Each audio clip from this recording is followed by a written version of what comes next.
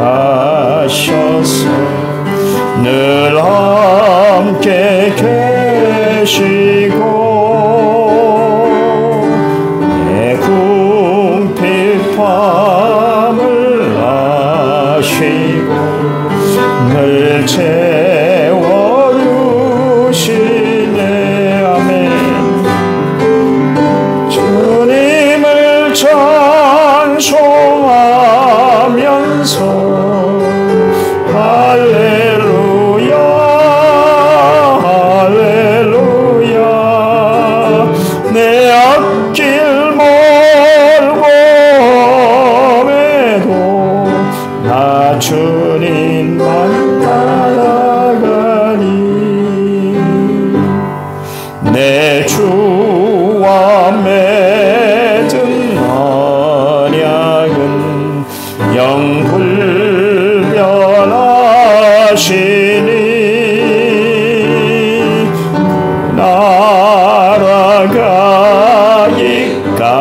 날아가기까지는 늘 보호하시네.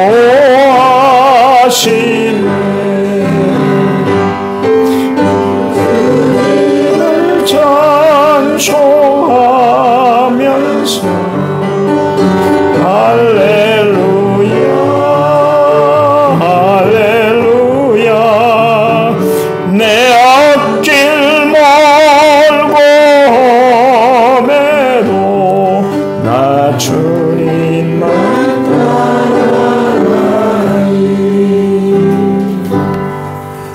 아멘. 성경 말씀 골로새서 3장 15절 한 절입니다. 골로새서 3장 15절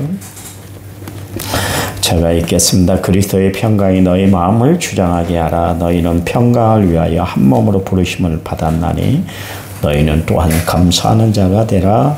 아멘. 1차 문제 6249번째 예물을 하나님 앞에 제가 드렸습니다. 찬양 부릅니다. 15번 찬양집 15번입니다.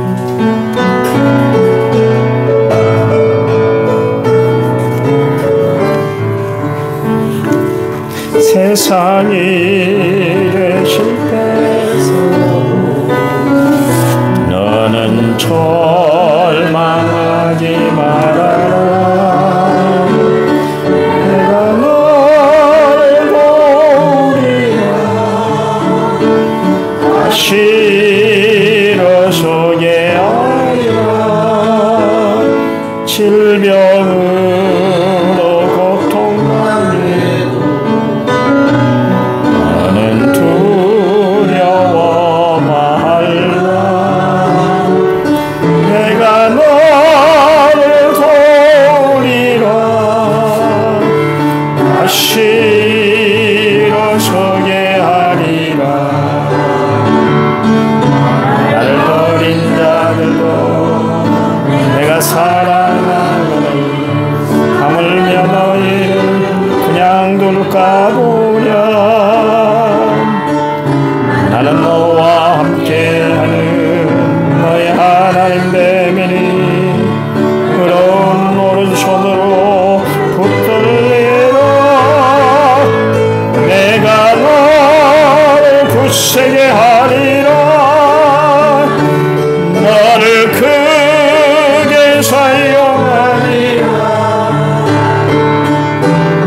너로 하여금 나를 증거하도록 내가 너를 도우리라. 세상 일에 실패해서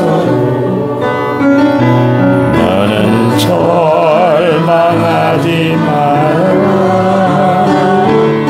내가 너를 도우리라. 다시 일어서게 하리라. 질병으로 고통당해도 너는 두려워 말라. 내가 너를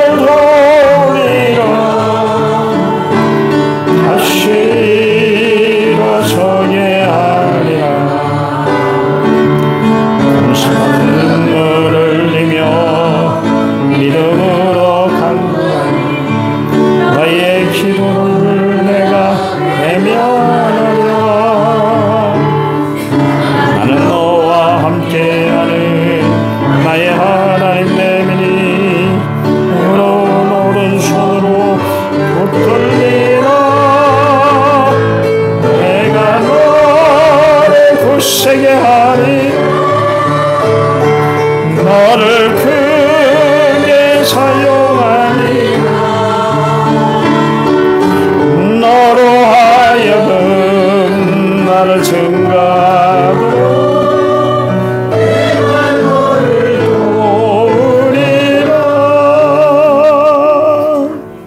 아멘. 성경은 우리에게 평안할 것을 말씀을 하고 있습니다.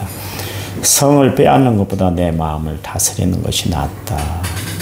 상다리가 부러질 정도로 고기가 가득한 대접을 받기보다는 빵 한 조각을 먹더라도 마음 편한 것이 더 낫다. 그렇게 이야기를 했고요.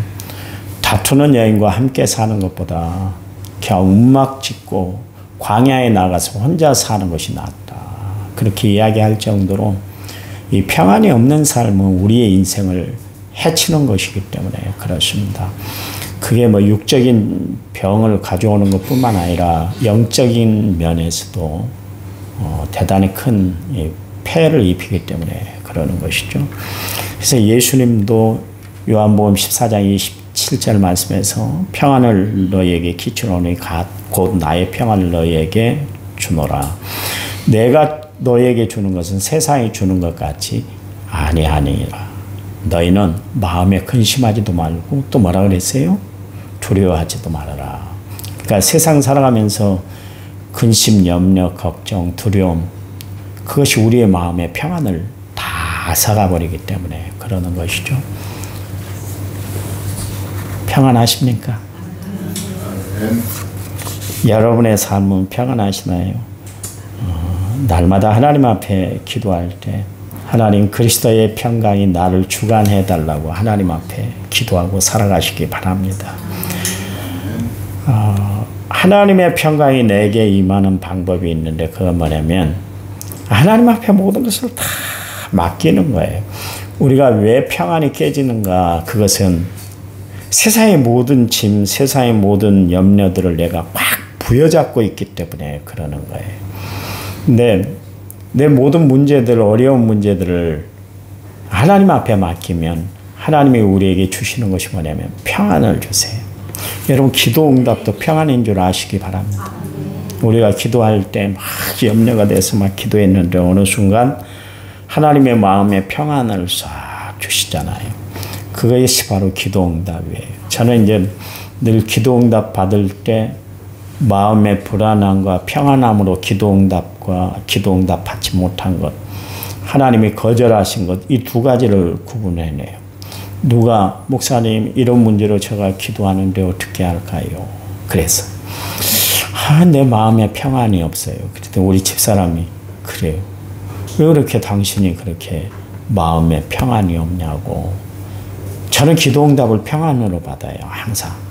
하나님 갑자기 나타나셔가지고 어느 날 어느 시간에 내가 응답해 줄 테니까 그렇게 알고 있어. 이렇게도 주시기도 하지만 대부분 하나님이 그 기도를 했는데 마음이 평안해져요. 그러면 기도 응답이 되는 거예요. 여러분 하나님 앞에 신앙생활로 살아가는 데 있어서 믿음으로 우리가 살아가는 데 있어서 마음의 평안을 유지하고 살아가는 것, 내 마음에 평안이 있다는 것은 내가 하나님의 은혜 가운데 살아가고 있다는 것을 반증하는 것이나 마찬가지예요. 하나님이 우리에게 주시고자 하는 마음을 에레미야서 29장 11절 말씀에서 이야기를 하고 있잖아요. 여호와의 말씀이니라 너희를 향한 나의 생각을 내가 아노니 그러면서 말씀하는데 평안이요 재앙이 아니라 미래와 소망을 주는 것이다. 희망을 주는 것이다. 그렇게 이야기를 하고 있잖아요. 그러니까 하나님이 우리에게 주시고자 하는 것은 두려움, 염려, 근심, 걱정, 불안, 초조가 아니라 우리에게 평안을 주시기를 원하세요. 그리고 우리의 미래와 또 다가오는 모든 희망을 하나님이 우리에게 주시는 하나님이시다. 그래서 그 하나님은 소망의 하나님이 되세요. 바라보게 하시는 하나님. 그 바라보게 하신다는 것은 결국 하나님이 모든 것을 이루어 주시기 때문에 그렇잖아요. 그래서 히브리서 기자는 히브리서 12장 2절 말씀에서 믿음의 주요 또 온전케 하신 이인 예수님을 바라보라 그랬잖아요. 왜냐하면 우리가 어느 어려운 문제, 힘든 일, 복잡한 일이 있다 할지라도 하나님을 바라보면 평안하잖아요. 여러분 기도가 안 될 때 교회 나왔는데도 내가 도대체 막 마음에 막 불안하고 막 불편으로 가득 찰 때 십자가만 바라봐도 막 은혜가 끼쳐지고 마음의 염려, 근심, 걱정이 싹 녹아내리는 것을 여러분 체험할 때가 많이 있잖아요. 우리가 하나님을 바라본다는 의미는 바로 그런 것이에요. 하나님을 바라보면, 땅을 바라보면 염려, 근심, 걱정이 여전히 있지만 하나님을 바라보면 불안과 초조가 아니라 담대함과 평안함이 함께하는 줄 믿으시기 바랍니다. 그래요. 하나님은 우리에게 평안 주시기를 원하시고 또 우리의 삶에 미래와 희망을 주시기를 원하시는 하나님이시니까 그 하나님을 날마다 붙들고 의지하며 살아. 여러분이 이 세상을 살아가면서 뺏기지 말아야 할 것이 있는데 마음의 평안이에요. 교회를 와서도 막 불편한 구석을 바라보려고 하지 마세요. 저도 설교할 때 불편한 구석을 바라보면 설교가 안 돼요. 그러니 막 엉뚱한 소리를 하고 지가 막 화를 내고 막 그러잖아요.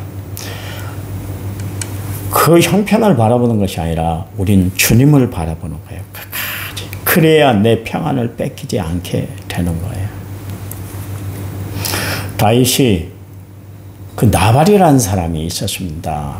그 다윗이 주둔하고 있던 그 지역, 그 다윗이 한 400명, 600명 되는 군사를 거느리고 있었기 때문에 나발이 그래도 편안하게 그렇게 목양을 이룰 수가 있었어요. 하루는 그 집에 이제 양털을 깎는다. 그래서 부하를 보냈잖아요. 부하를 보냈는데 그냥 모욕적인 언사를 하면서 다윗 부하들을 돌려보냈어요. 그 이야기가 뭐냐면 요즘 왕에게 떠나서 지가 정권을 잡으려고 그런 반란을 꾸미는 놈들이 있다고 그러는데 그러면서 다윗을 예를 들면서 엉뚱한 이야기를 했어요. 가짜 뉴스를 퍼뜨렸죠. 그 다음에 인격에 대한 모독을 했죠. 그러니까 다윗이 얼마나 화가 났던지 내가 당장 쳐들어가서 이 사람을 내가 죽여버리겠다. 그 집안에 있는 종들까지 내가 다 죽이고 그의 재산을 다 뺏어올 것이다. 화가 나서 갔잖아요. 근데 그 나발의 부인이었던 아비가일이 중재를 놨잖아요. 우리 남편은 원래 무식한 사람이고 이름 자체가 나발입니다. 나발이란 것은 참 패역한 사람이고 어리석은 사람이고 그런데 내가 그 사람을 모시고 내가 살아가고 있습니다. 근데 내 얼굴을 봐서라도 좀 한번 용서해 주세요. 그랬어요. 그랬더니 다윗이 들던 칼을 다시 칼집에 꼽았잖아요. 그러고 나서 났더니 하나님이 결국 나발을 심장마비로 죽게 만들었잖아요. 그때 다윗이 깨달은 게 뭐예요? 자기 분노, 자기 감정으로는 나발을 죽여야 속이 풀리는 그런 마음이었는데 그 아비가일의 중재로 인해서 하나님의 마음을 품게 되었다. 그런 이야기입니다. 보세요. 아무리 다윗이라 할지라도 마음에 막 불평과 불만이 가득 차고 막 불안이 가득 찰 때는 화가 가득 찰 때는 당장 사람을 없애야 되고 내 눈앞에서 그 사람이 없어져야 사라져야 되는데 하나님이 그 마음을 사로잡는 순간 그런 불편한 게 싹 없어지고 평안해졌잖아요.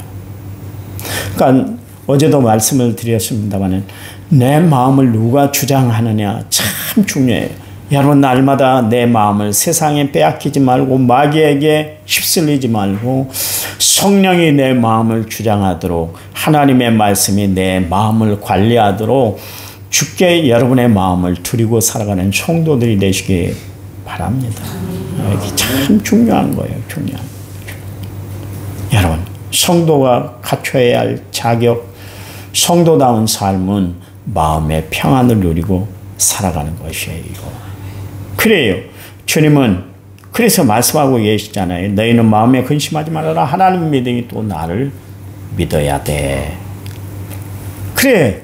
너희들 무엇을 먹을까, 무엇을 마실까, 무엇을 입을까 염려하지 말어. 이는 다 이방인들이 구하는 것이야. 너희 하늘아버지께서 이 모든 것이 너희에게 있어야 할 줄 알아. 그것을 좀 알고 살아. 그런 이야기입니다.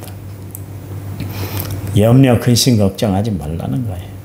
그런가 하면 마태복음 11장 28절 29절 말씀에 수고하고 무거운 짐지자들아 다 내게로 오라 내가 너희를 쉬게 할 것이다.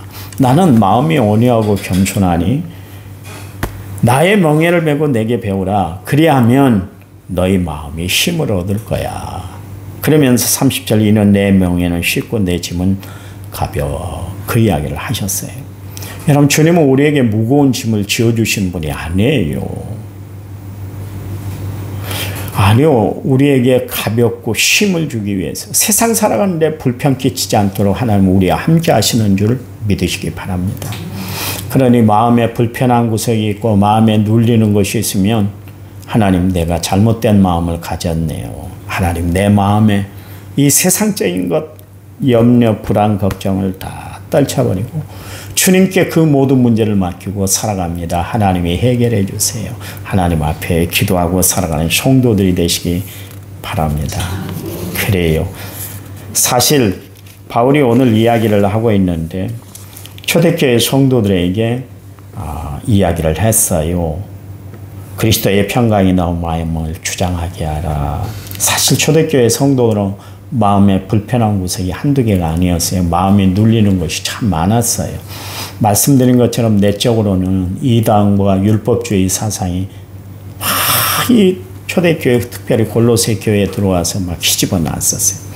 또 밖으로는 그들의 환난과 박해가 얼마나 심했던지 예수 믿는 사람들이 정말 어려움을 당했잖아요. 말씀드렸잖아요. 그 원형 경기장에 그 예수 믿는 사람들을 세워놓고 맹수들을 풀어서 다 잡아먹게 만들고 밤에는 예수 믿는 사람들을 막대기 위에 다 그 꽁꽁 묶어서 온몸에 꼴타를 입혀가지고 화형을 시켰어요. 그래서 로마 방거리가 그냥 그 예수 믿는 사람들로 인해서 방거리가 화나도록 만들었었습니다. 얼마나 힘들었겠어요. 예수 믿는 사람들이 발광한되면 그 어려움을 겪게 되었던 것이죠. 그런데 마음이 평강이 있겠어요. 그걸 생각하고 그런 장면들을 보면 막 치가 떨리고 이렇게까지 예수를 믿어야 되는가. 그러니 마음의 두려움, 걱정, 염려 이게 끊이질 않았던 것이 사실 초대교회 성도들의 모습이에요. 여러분 우리는 지금 그런 환난과 핍박이 없는데도 가끔가다 세상 일 때문에 마음의 평안을 잃어버리고 정말 주님 없이 살아가고 하나님 없이 살아갈 때가 참 많이 있잖아요. 근데 초대교회 성도들은 어려움이 가정이 되고 있었어요. 그때 바울이 이야기를 한 이야기가 바로 본문이에요. 당신들은 마음의 평강을 유지하고 살아가시기 바랍니다. 그 평강을 유지하는 방법이 뭐예요? 하나님을 바라보는 거예요. 하나님을 바라보는 거예요. 평강한 마음을 가지고 살아가는 것이 참 중요해요. 바울이 숱한 고난이 있었는데도 불구하고 참으로 어려운 일들이 참 많았는데 불구하고 바울이 그 모든 일들을 다 이겨내고 감당할 수 있었던 비결은 뭐냐면 바울의 마음을 그리스도의 평강이 주장하고 있었기 때문에 그랬어요. 여러분 하나님이 내 마음을 주장하도록 여러분의 마음을 내어주고 살아가는 성도들이 되시기 바랍니다. 시편 29편 11절 말씀에 여호와께서 자기 백성에게 힘을 주시며 여호와께서 자기 백성에게 평강의 복을 주신다 그랬습니다. 하나님이 우리와 함께 하시는 이유가 뭐예요? 우리에게 힘을 주시기 위해서 우리에게 평강의 복을 주시기 위해서 하나님이 우리와 함께 하신다. 평강이 복이래요. 평강. 우리는 복이 자식들이 잘 되고 재산이 증식되고 내가 건강한 것을 복이라고 그렇게 이야기를 하는데 다윗은 시편 29편에서 평강한 마음을 가지고 사는 것이 복이야. 그렇게 이야기를 하고 있잖아요. 여러분, 그래요. 다니엘이 사자굴에 떨어지는데도 다윗이 사망의 음침한 골짜기를 다녔는데도 바울이 유라굴로 강풍을 당했는데 불구하고 그들의 마음을 잃어버리지 않은 것은 그들 마음을 하나님이 성령님이 주관해 주셔서 그들 마음을 평강히 주장했기 때문인 줄 믿으시기 바랍니다. 오늘 여러분의 마음 하나님이 주장하시도록 하나님께 내어드리고 살아가시기 바랍니다. 이 에이레네라는 단어를 썼는데요. 헬라어로. 이것은 모든 것이 평강한 삶을 살아갈 때 불편한 구석이 하나도 없을 때 그때 평강 에이레네입니다. 하나님은 우리에게 불편을 끼치는 분이 아니라니까요. 여러분, 그래요. 우리가 예수 믿어요. 우리가 도덕적인 삶을 살기 위해서 세상에서도 도덕을 강조하고 도덕적인 삶을 살아가는 종교도 있어요. 부모를 잘 섬겨야 되고 또 위로 왕을 잘 섬기고 아래로 사람들을 잘 관리하고 돌아가신 부모는 끝까지 제사를 드려서 그를 공경해야 될 것을 말하는 그런 종교 있어요.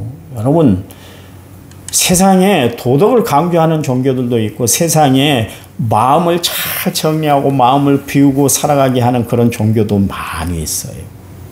우리에게 더 나은 도덕적인 삶을 살게 하기 위해서 하나님이 우리를 예수 믿게 한 것이 아니라 구원받은 하나님의 백성으로 이 땅에 승리하게 하기 위해서 하나님이 우리를 구원해 주신 줄 믿으시기 바랍니다. 그래요. 어떻게 이기게 하신다고요? 평강한 마음을 주심으로. 그 평안감을 가지고 살아감으로 세상을 이겨내는 삶을 우리가 살아가게 되는 줄 믿으시기 바랍니다. 하나님 감사합니다. 평강하도록 저희들의 마음을 붙잡아 주시니 감사합니다. 특별히 이 땅에 살아갈 때 참 여러 가지 일들이 많이 있습니다. 그럴 때마다 우리의 마음이 세상에 빼앗기지 않고 그때도 하나님을 바라보고 십자가를 붙들고 말씀 의지하며 살아가는 저희들에게 도와주셔서 세상을 이겨내고 살아가는 저희들 되도록 도와주시기 원합니다. 주님 기도합니다. 오늘 하루 살아갈 때 하나님의 주시는 힘으로 승리하게 하여 주시옵소서. 특별히 이 여전대를 축복해 주셔서 이렇게 새벽에 주님 앞에 나와 믿음으로 기도할 적에 하나님이 응답해 주시고 이 여전도회를 통해서 교회가 부흥되고 기관이 아름답게 사용되도록 하나님 역사해 주시옵소서. 이제는 길이요 진리요 생명 되신 우리 주 예수 그리스도의 은혜와 하나님 아버지의 지극하신 사랑과 성령님 위로교통 은혜 충만한 역사가 오늘 말씀을 받은 모든 성도들을 위해 이제부터 영원토록 함께 하시기를 간절히 축원하옵나이다. 아멘. 합심해서 기도합니다.